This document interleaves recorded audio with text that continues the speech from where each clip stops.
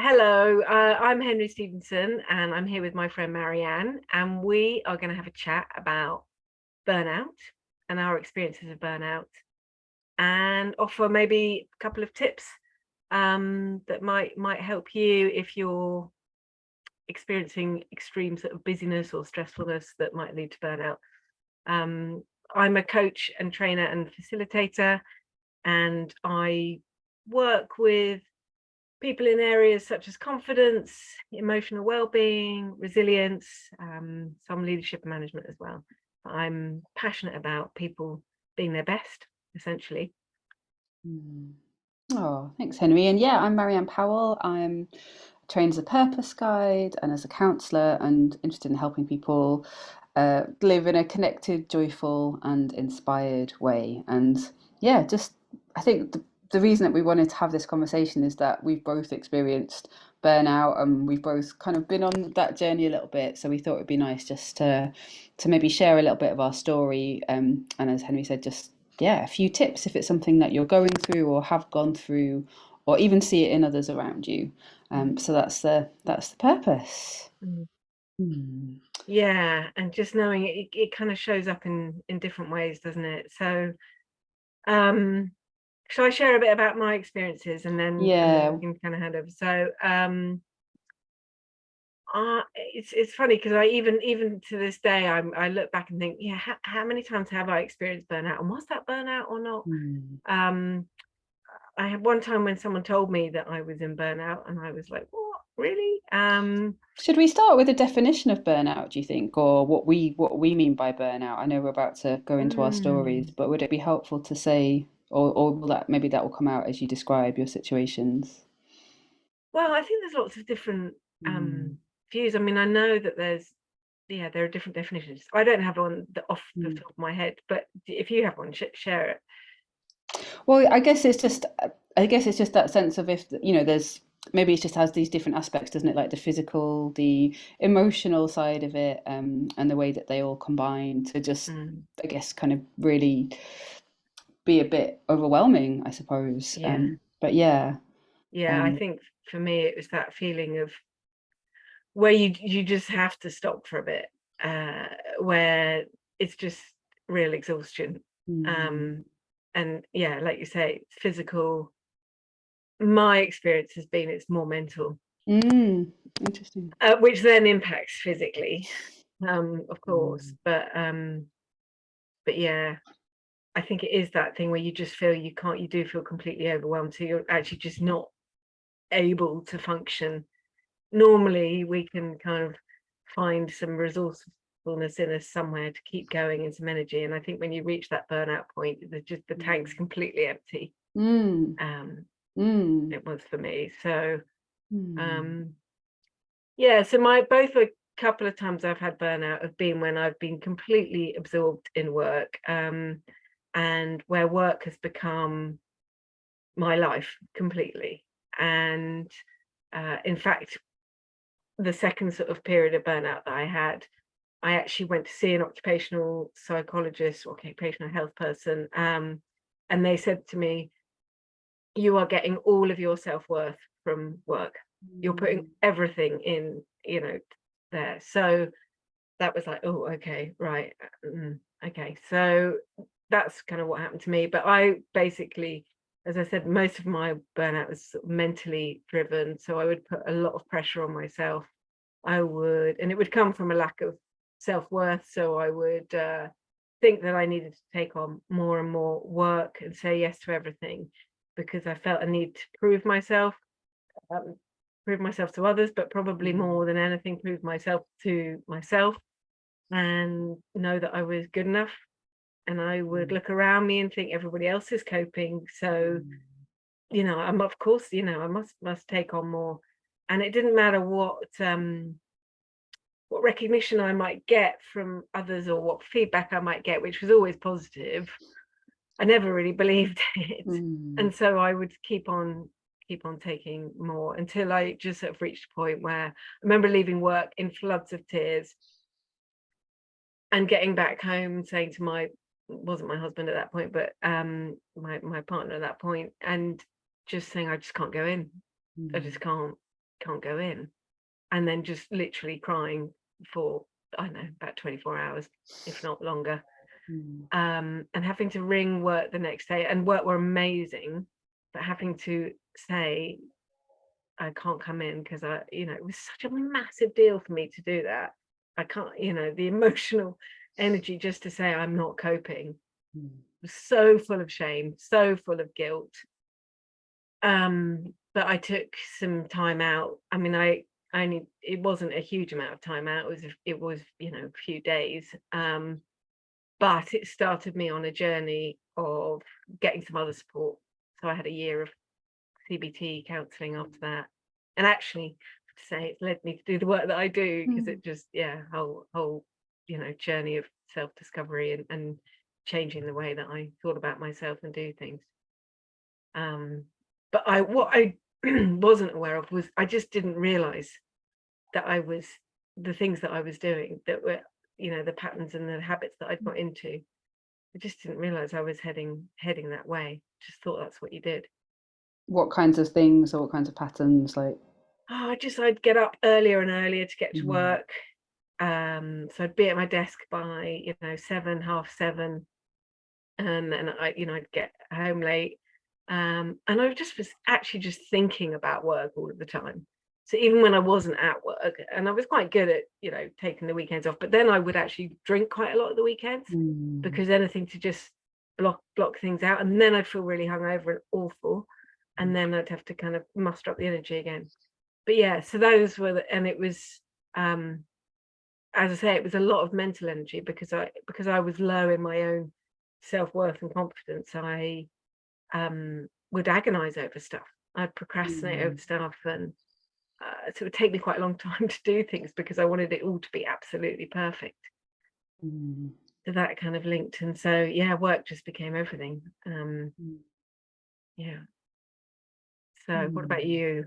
Mm. Well, I have a lot of similarities in my story. I think, everything you said about like yeah, work being everything and work being this ultimate source of self-worth, like which Mm, absolutely, I think the funny thing for me is that like my burnout nightmare started out as like my dream job, and I think that's sometimes what people forget, isn't mm, it? And it's sort of part of why I did do so much work is because when I first joined this, and I'm not going to say it was the workplace's fault, it was how I operated within it. But when I joined this mm, particular workplace, it was like, oh, it's amazing, it's the best job I've ever had.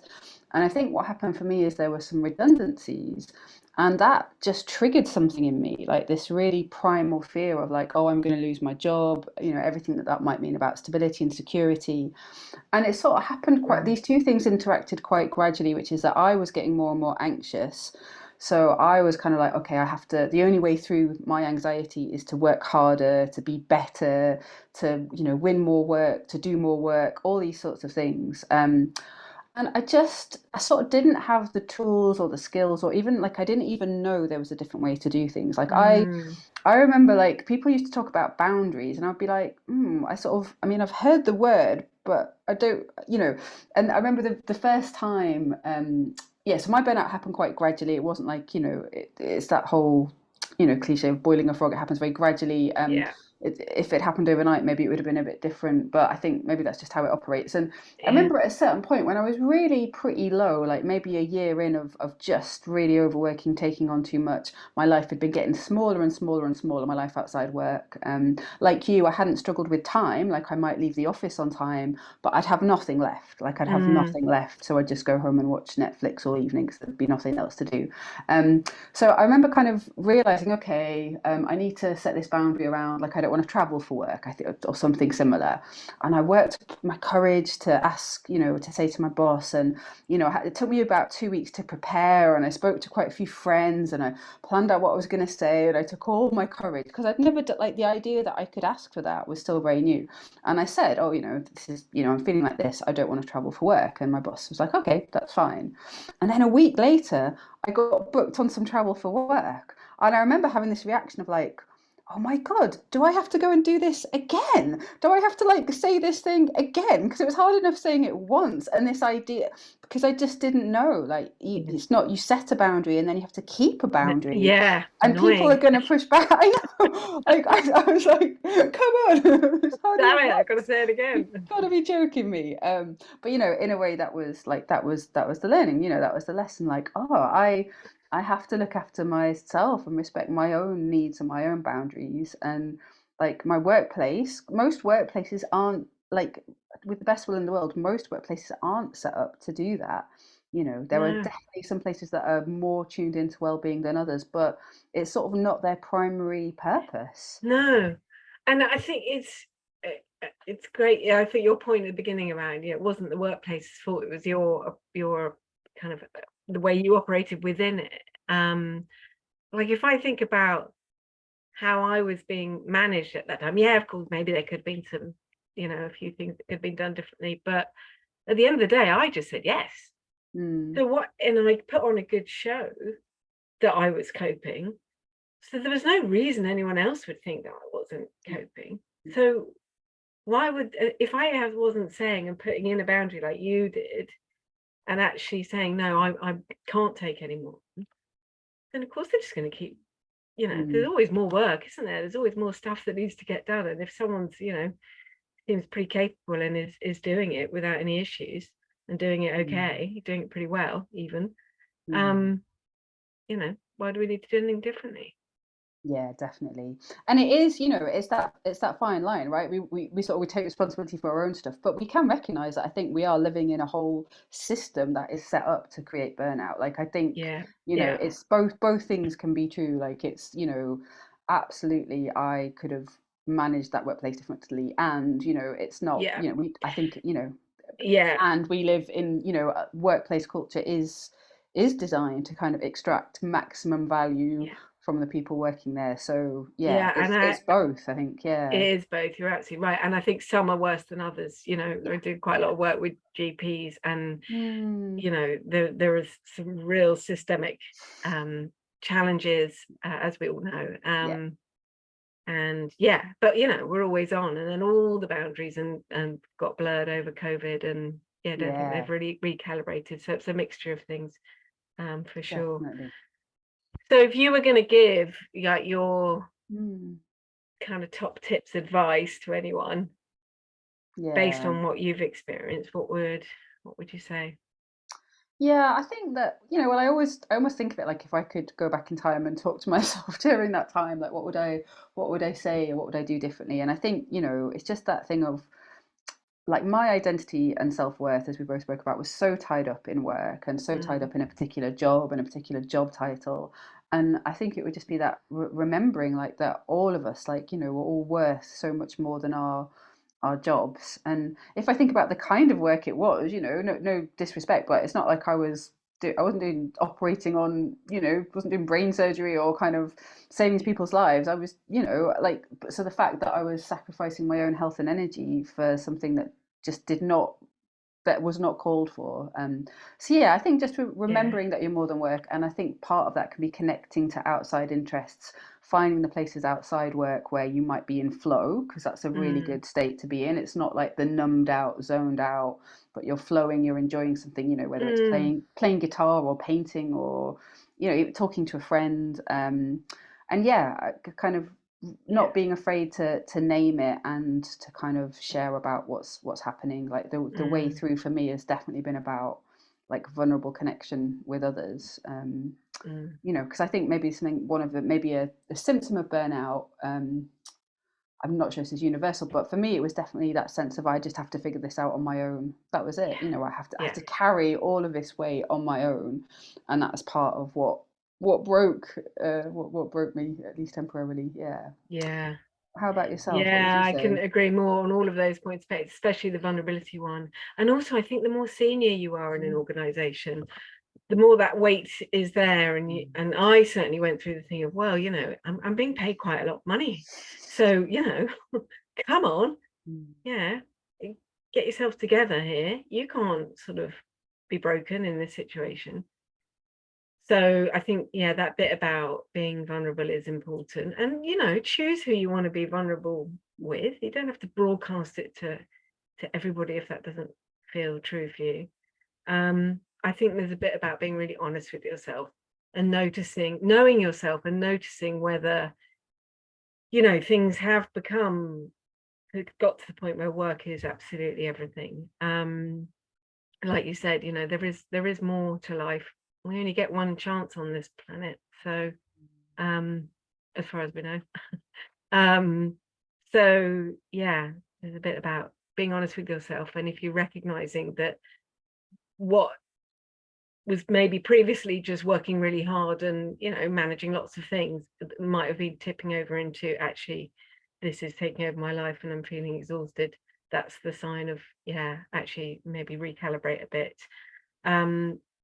I think if you notice that you're not very present, I've had times when I'm not very present with the people that I love. That's another sort of sign for me. So I think, talk to someone, be vulnerable, and don't be afraid to give yourself a bit of time. Like, rest is so underrated. And I really think just allowing some time to rest and recuperate doesn't even have to be for a very long period of time. It's really important. I feel like we could talk about this for a long time. Yeah, there's always more to say, isn't there? But well, it feels like that's a good starting point, and maybe this is a conversation we can come back to.